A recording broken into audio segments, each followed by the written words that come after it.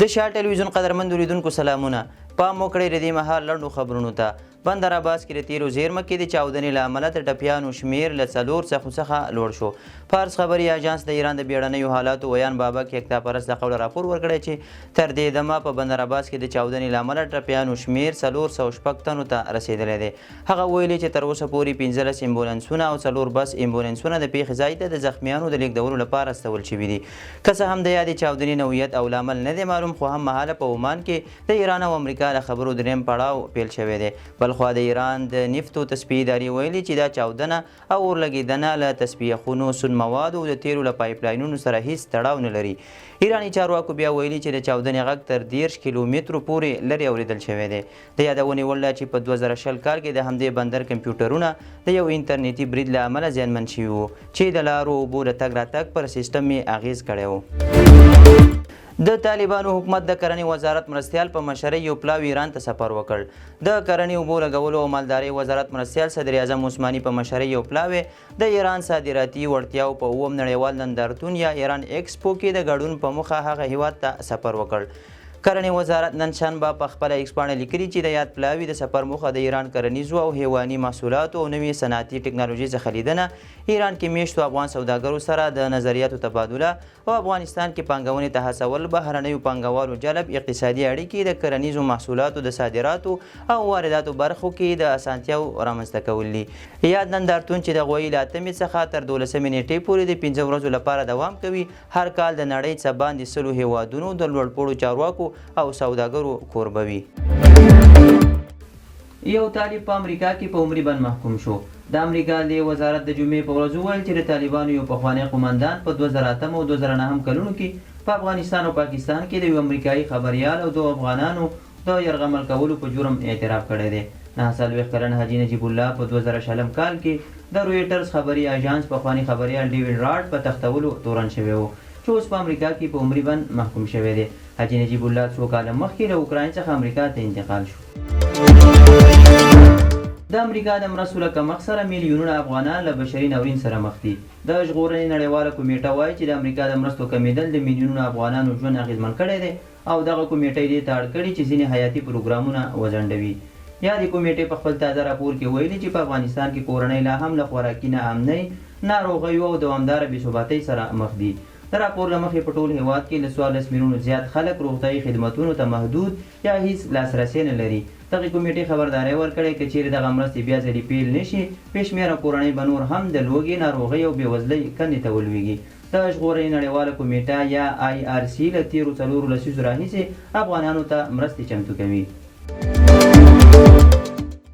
د منځني ختیځ انسټیټیوټ وایي څه باندې 110,000 افغانان په افغانستان کې د امریکا ویزو په تمه ناست دي. د منځني ختیځ انسټیټیوټ په راپور کې راغلي چې شاوخوا 110,000 افغانان چې د جمهوري نظام له نسکورېدو وروسته په افغانستان کې پاتې دي د ویزو له ترلاسه کولو او یا خوندي هیواد ته د لیږدولو په تمه دي. همدا ډول شاوخوا 90,000 افغانان بیا په دریمو هیوادونو کې انتظار کوي چې نورو هیوادونو ته ولېږدول شي. د منځني ختیځ انسټیټیوټ په یو راپور کې ویلي دا ډېری هغه افغانان دي چې له امریکایي ځواکونو سره یې همکاري کړې، خو دمګړۍ د طالبانو د غچ اخیستنې له ګواښ سره مخ دي.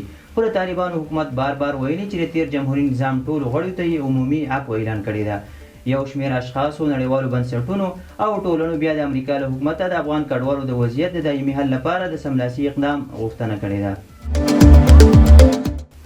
اروپایي ټولنې ویلي چې له پاکستان سره یې پر افغان کډوالو ژورې خبرې کړې دي. د اروپایي ټولنې د ولسي وګړو د خوندیتوب د بشري مرستو د دفتر مسؤل وایي د افغانستان په چارو کې د پاکستان له ځانګړي استازي محمد صادق سره پر راستنېدونکو افغانانو ژور بحث وکړ. د اروپایي ټولنې د منځني ختیځ، سویلي، لویدیځ او مرکزي اسیا کې د ولسي وګړو د خوندیتوب او د بشري مرستو د دفتر مشر اندریاس پاپاکو پر خپله ایکس پاڼه لیکلي چې د افغانستان په چارو کې د پاکستان د ځانګړي استازي محمد صادق سره یې د لیدنې پر مهال د زیانګارو خلکو د ساتنې ډاډمنولو لپاره دوامداره اړتیا باندې ټینګار کړی دی. نوموړي ویلي چې یادې مسالې په اړه د خبرو د دوام په تمه دی. د اروپایي اتحادیې دغه چارواکي تېره ورځ له پاکستان نه د ایستل کېدونکو زرګونو افغانانو سره د بیړنۍ مرستې لپاره 250,000 یورو مرستې اعلان هم کړی و. د معلوماتو له مخې د روانې اپریل میاشتې په لړ کې نږدې 120,000 افغان کډوال له پاکستان څخه خپل هیواد ته ستانه کړل شوي دي. د هرات په بوتان سیمه کې زلزله ځپلو ته یو ښارګوټی وسپارل شو. د هرات په ګودران ولسوالۍ کې د بوتان سیمې اوسیدونکو ته له یو نیم کال بې سرپناه تېرولو وروسته نوي کورونه جوړ او وسپارل شول. د معلوماتو له مخې دا ښارګوټی د افغان او ایراني سوداګرو په مالي لګښت جوړ او د ګودران ولسوالۍ د بوتان سیمې زلزله ځپلو اوسیدونکو ته وسپارل شو. د هرات ولایت د ځایي مسؤلینو په وینا چې په دغه ښارګوټي کې د څښاک پاکو اوبو او لومړنیو اړتیاوو ته لاسرسی هم چمتو شوی دی. شاوخوا یو نیم کال مخکې څو پرله پسې خونړیو زلزلو د هرات په ځینو ولسوالیو کې د سلګونو کسانو ژوند واخیست او زرګونه کورونه یې په جزوي او بشپړه توګه ونړول. غزه کې د ملګرو ملتونو اړوند د خوراکي توکو زیرمې خلاصې شوي دي. د خوړو نړیوال پروګرام اعلان کړی چې په غزه کې د دغه بنسټ د خوراکي توکو زیرمې خلاصې شوي دي. یادې ادارې ویلي چې د سبا د 50 ورځو راهیسې ټولې سرحدي لارې تړل شوي او غزې ته هیڅ ډول مرستندویه جوپه نه ده رسېدلې. د خوړو نړیوال پروګرام زیاته کړې چې نږدې 30 نانوایۍ چې د دغه بنسټ لخوا یې ملاتړ کې تړل شوي دي. یاد بنسټ خبرداری ورکړی چې ماشومان او شیدې ورکوونکې میندې د لوږې له جدي ګواښونو سره مخ دي. د معلوماتو له مخې څه باندې 114,000 ټنه خوراکي توکي په بندرونو کې بند پاتې دي چې کولی شي د 1 میلیون کسانو لپاره د 4 میاشتو خواړه برابر کړي. ټرمپ له اوکراین غوښتي چې کریمیا روسیې ته پرېږدي.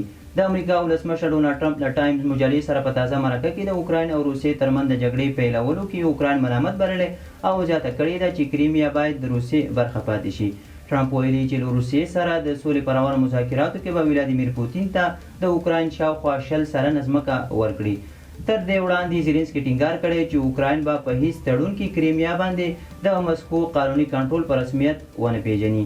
کریمیا یو شخړیزه ټاپووزمه ده چې د تور سمندر په شمال کې پرته ده. دا سیمه پخوا د شوروي برخه وه خو په 1954 کې اوکراین ته وسپارل شوه خو په 2014 کې روسیې دا سیمه د جنجالي ټولپوښتنې له لارې ونیوله چې اوس هم د روسیې او اوکراین ترمنځ د لانجې اصلي ټکی ګڼل کیږي.